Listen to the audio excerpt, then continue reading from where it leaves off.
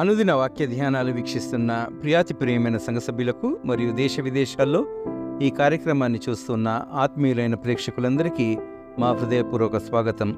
The church of south India diocese of Medak holy trinity church Bolarampet state సమర్పిస్తున్న నేటి అనుదిన వాక్య ధ్యానాలలో సమూయేలు వ్రాసిన మొదటి గ్రంథం 30వ అధ్యాయం నుండి ఒక ఇతివృత్తాంతాన్ని విందాం.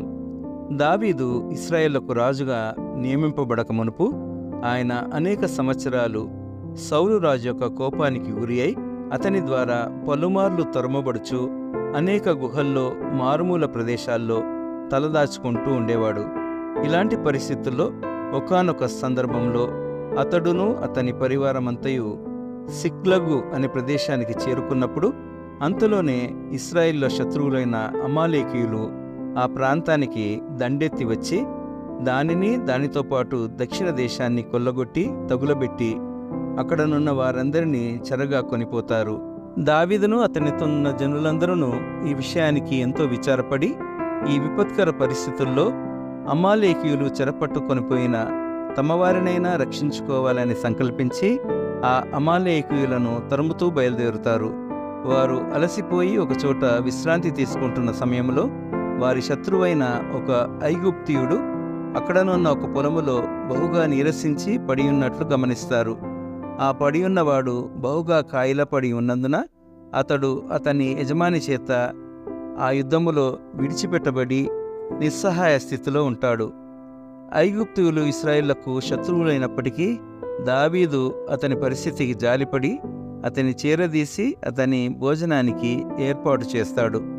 ఈ విషయాలన్నీ మనకు గుర్తు చేస్తూ to forgive and love the enemy, శత్రువును క్షమించి ప్రేమించుట అనే అంశంపై ఈరోజు ఈ విషయాల్ని మన హోలీ ట్రింటీ చర్చ్ సంఘ సభ్యులు పెద్దలు శ్రీ ఎంజే దేవపుత్రానందమ్మ గారు మనకు దైవ సందేశాన్ని అందిస్తారు.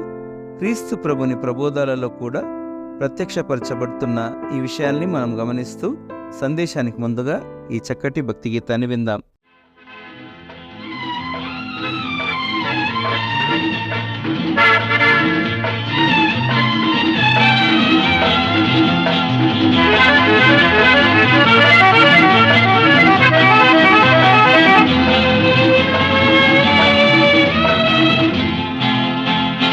నేనే మార్గము సత్యము జీవమని సజీవ జలవర ప్రదాతని భూమిలో వెలసిన ఓ ప్రభో యేసు ప్రభో,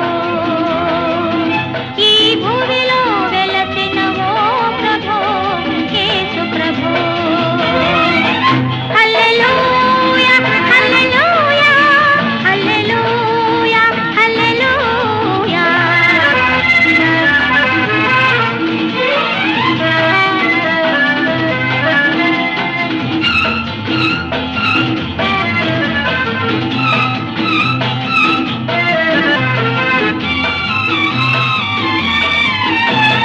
హృదయ శుద్ధి గలవారే దేవుని చూచెదరని, హృదయ వాకికల నిలచి పిలిచే ప్రేమామయీ, నీ పిలుపు విని నిన్నే కనుగొని మనసే నీ కర్పణ చేసితి ప్రభో. నేనే మార్గము సత్యము జీవమని సజీవ జలవర ప్రదాతని భూమిలో వెలసిన ఓ ప్రభో యేసు ప్రభో. హల్లెలూయా హల్లెలూయా హల్లెలూయా హల్లెలూయా.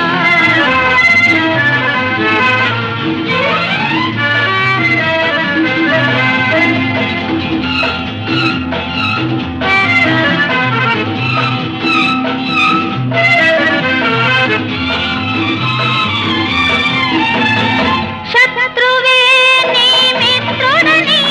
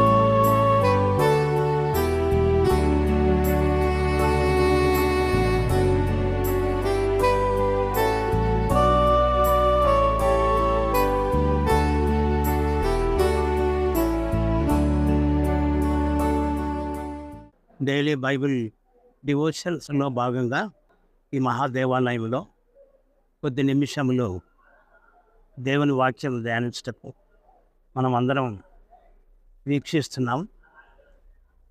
మరి పాత నిబంధన పాఠ్య భాగం నుండి సమూయేలు గ్రంథం మొదటి గ్రంథము 30వ అధ్యాయము 1 నుండి 11 వచనాల్లో ఉన్న సారాంశం గురించి తెలుసు. మొదటి సమూయేలు 30వ అధ్యాయం. అనామకుడైనటువంటి దావీదు ఇశ్రాయేలులో నెలకొల్పబడిన భయాందోళనలను నిర్మూలించుటకు తాను దోహదపడ్డాడు. అందులో భాగంగా గొలియాతును హతమార్చాడు. అప్పుడు అక్కడ ఉన్నటువంటి జనాంగంలో తన గురించి గొప్పగా భావించడం మొదలుపెట్టారు. మరి ఆ కాలంలో రాజుగా ఉన్నటువంటి సౌలు ప్రజలు అతన్ని కీర్తిస్తున్నప్పుడు తనలో ఈర్ష్య ద్వేషాలు మొదలైనప్పుడు ఒక విధమైన విషపు చూపు కలిగి ఉన్నందున తాను రాజు అయిన సౌలును తప్పించుకొని తిరుగుటకు సర్వ ప్రయత్నములు చేశాడు. చివరికి తను ఒక ప్రత్యేక ప్రాంతాన్ని తన అనుచరులతో కూడా సిగ్లస్ అనే ప్రాంతాన్ని ఎన్నుకున్నాడు. తన అనుచరులు సుమారు 600 మంది తనతో ఉన్నప్పుడు వారందరికీ తగు రీతిగా ఆత్మీయ రీతిగా బలపరిచాడు. దావీదు ఎప్పుడైతే గొలియాతును హతమార్చాడో తన యొక్క పేరు ప్రతిష్టలు ఆ ప్రాంతంలో ఎంతో ఎక్కువగా చేయగలిగాడు. మరి దావీదు తన అనుచరులతో ఒక సుదూర ప్రాంతంలో సిగ్లస్లో ఎన్నుకున్నప్పుడు అక్కడ కూడా తను ఈర్ష్యాభావంతో అమాలేకీయులు ఆ ప్రాంతాన్ని తగలబెట్టి ఆడవాళ్ళను మరియు ఆడపిల్లలను వారిని కిడ్నాప్ చేసి తీసుకెళ్ళినట్టు మనం వాక్య భాగంలో చూడగలుగుతాం. ఈ సారాంశాన్ని మనం సమూయేలు మొదటి గ్రంథము 30వ అధ్యాయం 11 వచనాల చూడగలుగుతాం. తాను ఆ ప్రాంతంను ఎంతో ఇష్టంగా ఎన్నుకొని అది కాల్చబడిన తర్వాత వారందరూ తన యొక్క అనుచరులతో సహా తాను కూడా ఎంతో గొప్పగా దుఃఖించాడు. ఎట్లయితేంది తాను తిరిగి దేవునితోని మొరపెట్టుకున్నాడు. దేవా, మరి నేను దీనికి బాధ్యులైన వారిని నేను చర్య తీసుకున్నట్టు నాకు సహాయం చేస్తావా అని. దేవుడు తన మొర విని, వెళ్ళుమో, నీకు నీ భార్య పిల్లలందరినీ కూడా నువ్వు తెచ్చుకోవడానికి అవకాశం ఉందని అభయం ఇచ్చినప్పుడు తన మీద తిరుగుబాటు చేసినటువంటి 600 మంది కూడా తనలో నూతనమైన మనస్సును కలుగజేసుకున్నారు. ఆ ప్రాంతంలో వెళ్ళేటప్పుడు పొలంలో ఒక వ్యక్తి అచేతనంగా పడి ఉన్నాడు. 3 రోజుల నుంచి తనకు ఆహారము నీరు లేకుండా ఉన్నందున పూర్తి బలహీన దశలో ఉన్నప్పుడు దావీదు జోక్యం కలిగించుకొని తనకు అన్నపానములు అనుగ్రహించి సేద తీర్చాడు. అమాలేకీయులు ఇశ్రాయేలుకు శత్రువులు, మరి దావీదుకు కూడా వారి శత్రువులే అయినప్పటికీ ప్రేమించి తనను సేద తీర్చడానికి దోహదపడ్డ విషయం మనం ఇక్కడ గమనించాలి. మన దైనందిన జీవితంలో మన శత్రువు మన ఎదుటకు వచ్చినప్పుడు మన యొక్క స్పందన ఎలా ఉంటుంది అనేది గమనించవలసిన వారమై ఉన్నాం. మన దిన జీవితంలో అటువంటి పరిస్థితి కలిగినప్పుడు శత్రువును కూడా ప్రేమించి మనం దేవుని ప్రసన్నత పొందడానికి వీలైతాయి.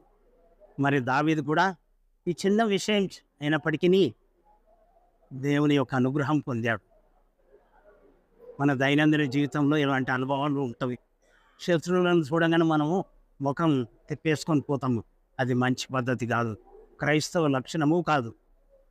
కాబట్టి దావీదు మనకు మాదిరిగా ఇక్కడ శత్రువును ప్రేమించి తన అవసరాలు తీర్చాడు. కాబట్టి మనకు భవిష్యత్తులో అటువంటి ఏర్పడినప్పుడు మనం కూడా సహాయం చేయడానికి ఈ యొక్క వృత్తాంతం మనల్ని ప్రేరేపిస్తుంది. God bless you.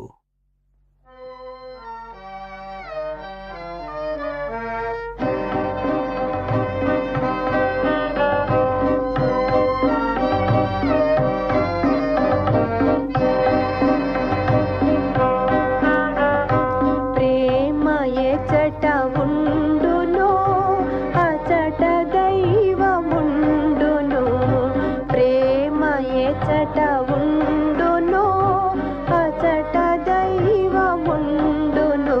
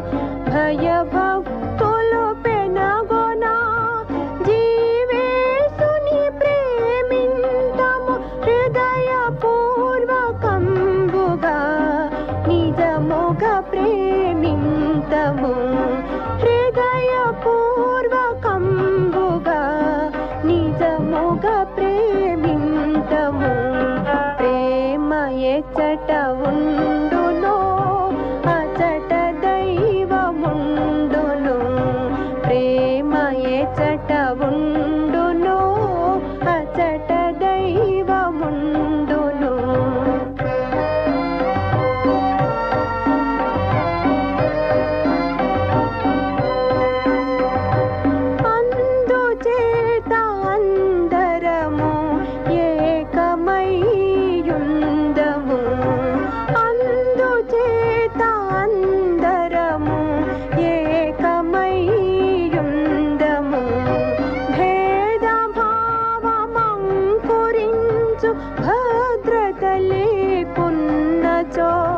స్పర్ధలన్నీ సమసిపోయి ద్వేషమంతరించుతా మన మధ్యన క్రీస్తు ఉండి మనుతురులే సతతము, మన మధ్యన క్రీస్తు ఉండి మనుతురులే సతతము.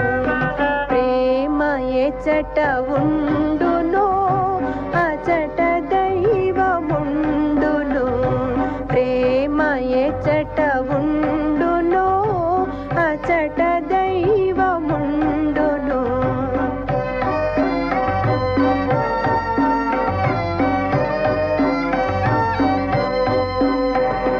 ముక్తిగన్న పుణ్యులతో పరవశించు క్రీస్తువా, ముక్తిగన్న పుణ్యులతో పరవశించు క్రీస్తువా. సుందర ముఖ పద్మమును చూడనిమ్ము దైవమా, నిరూపితము నిరవధికమునైన ఆనందము. పరంపరగా యుగ యుగములు పొంది మేము ఉందుము, పరంపరగా యుగ యుగములు పొంది మేము ఉందుము. ప్రేమ ఎచ్చట ఉండును అచట దైవముండును, ప్రేమ ఎచ్చట ఉండును అచట దైవముండును, అచట దైవముండును, అచట దైవముండును.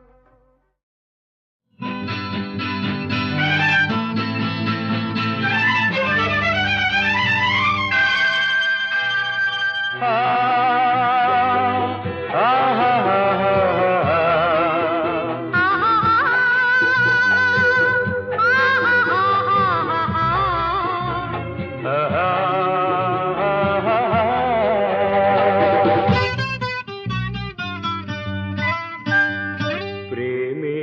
జగతికి మూలం ప్రేమే దైవ స్వరూపం ప్రేమే నిత్య జీవం ఆ ప్రేమే మోక్ష మార్గం ప్రేమే జగతికి మూలం ప్రేమే దైవ స్వరూపం ప్రేమే నిత్య జీవం ఆ ప్రేమే మోక్ష మార్గం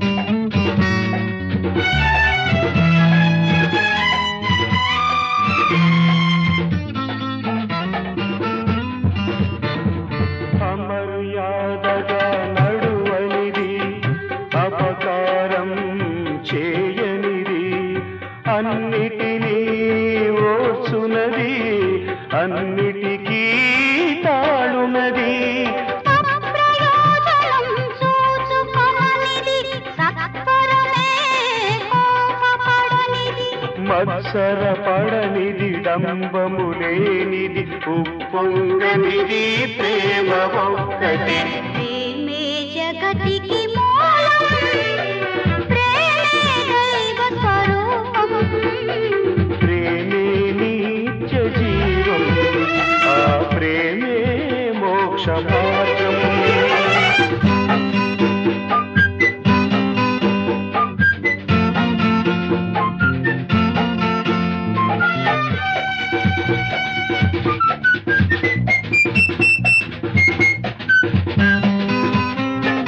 దేవుడు మనుజుల ప్రేమించి తానే మనిషిగా పుట్టాడు పాపుల రక్షణ పరమార్థముగా సిలువ మ్రానిపై బలైనాడు మనలో మనము ఒకరికొకరము ప్రేమ కలిగి జీవించాలి ప్రేమను మించిన పెన్నిధి లేదని జగమంతా